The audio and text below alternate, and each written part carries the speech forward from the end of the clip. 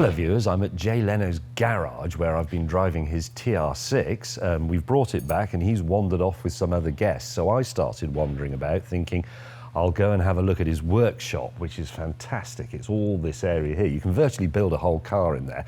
But then, unfortunately, I stumbled across his Countach.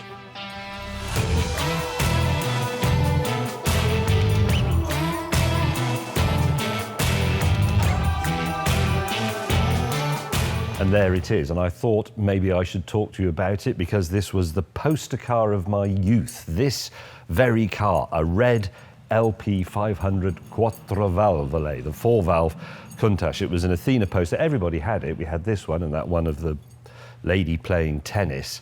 And I fantasized about this in the way that 17 and 18-year-olds do.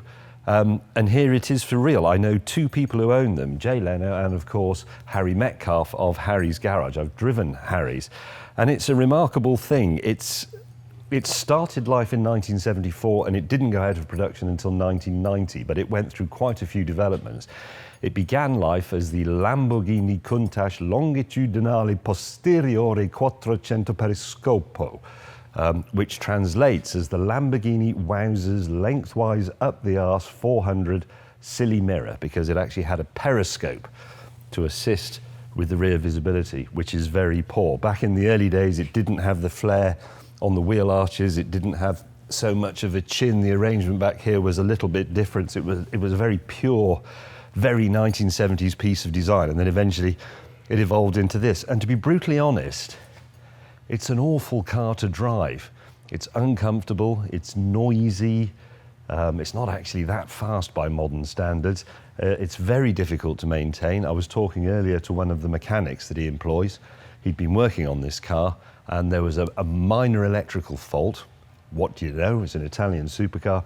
And apparently he had the whole of the fascia and the dashboard out and had to get the assistance of somebody who worked in the factory to put it right. But it is now right apparently, and it's working and it's been re-trimmed. So come and have a look in here through the famous scissor door.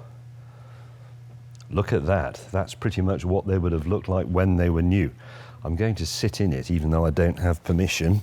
You've got to sort of put your arse in like a supermodel and then pivot your legs. Ha ha ha! It's tremendous. It's wide, but it's not actually very big. Look, my head, I'm not a particularly tall person. My head is pressing against the roof.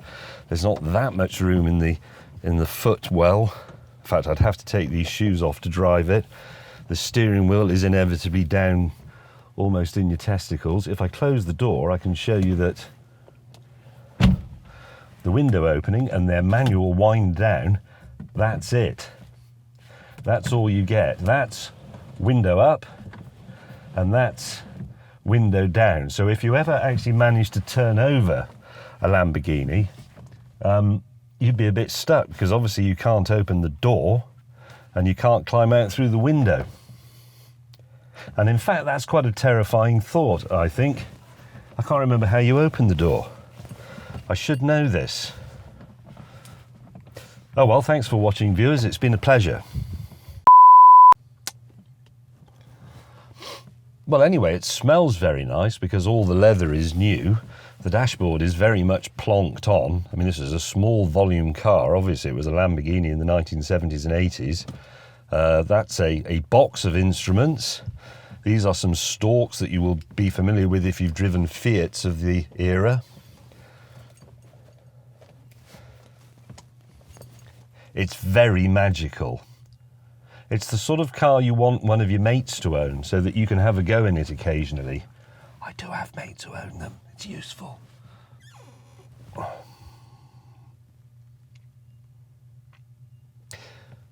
Okay, I give in. Let's pretend I hadn't forgotten how you opened the door and it was where I thought it was. It's there.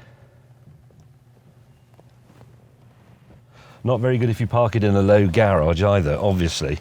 To get out, especially if you've got your mini skirt on, pivot your legs, get your butt on the sill like that, and then out you come. It's fantastic, isn't it? I mean, They're now worth, I can remember when you could buy one of these for something like 40, 50,000 pounds. In fact, I was offered a 400, that's the 3.8 litre, I think, engine one, in the very early days of Top Gear by a bloke who had one who'd lent it to me to drive, and he said, I'm going to sell it, you can have it for 45,000 pounds. And I thought, no, that's a lot of money, I can't afford that.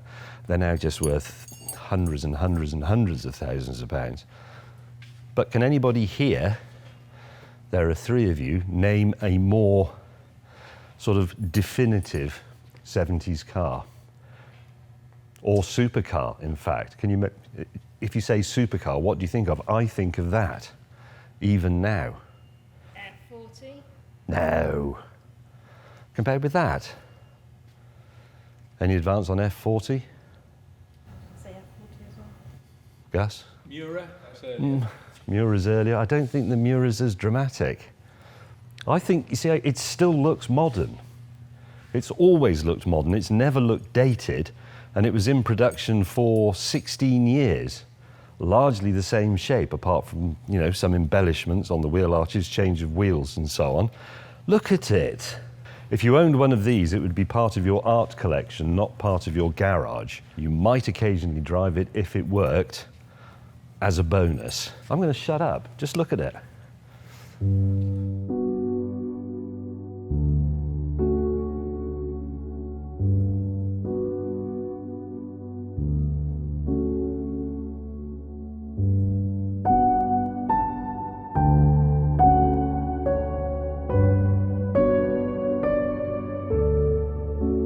Well, I hope you enjoyed looking at that. And whilst you were looking at that, Jay has mysteriously appeared, yeah, emerged out of the concrete of the floor. Well, I have a thing when people are wandering in the garage, an alarm goes off, and I immediately can. Especially if it's a British bloke. Yeah.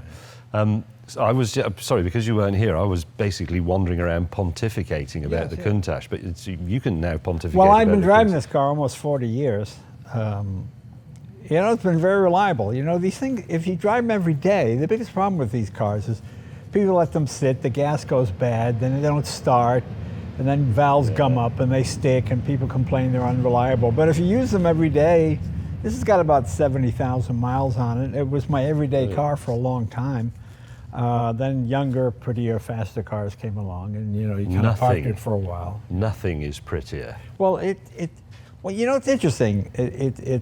I have a Miura, which to me I think is a better looking car because it has both a masculine and a feminine side to it. You know what I'm saying? You don't think the Miura is prettier? I don't think anything. I still think this is the... It's okay, but it looks like the 80s. I mean, you know, you look at an F1 and you could make that car today, it'd still be contemporary. This looks like a giant Kenwood speaker with a picture of Farrah Fawcett over it, you know. But it's a wonderful car. Hi, today's sponsor, James Gin. Link in description. You know, it's interesting. I have a Bentley Turbo R I bought in '89, and the electric seats broke on me. So I called the deal. They wanted crazy money, and I said, "Well, let me see if I can fix it myself." So we take the seat apart, and it just needed a battery. There was a life of the car battery within the electric seat. Life of the car being 25 or 30 years. So we replaced the battery, but the wiring, beautiful. I mean, each wire went through its own conduit. I put my screwdriver in. I give it one half a turn, broke nothing frozen, nothing rusted, all the nuts are cadmium plated. I mean, just beautifully put together. This thing, oh my God, it's like a can of Boyardee spaghetti exploded and it just went everywhere. You know? Well, actually, I can't remember his name, the guy who was working on it.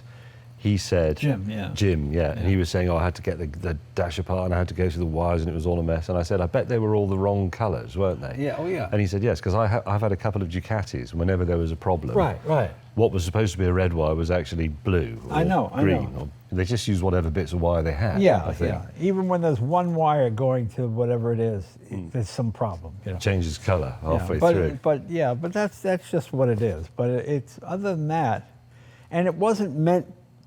You can see it's a car, as it was being built, they fixed the problems as they went along.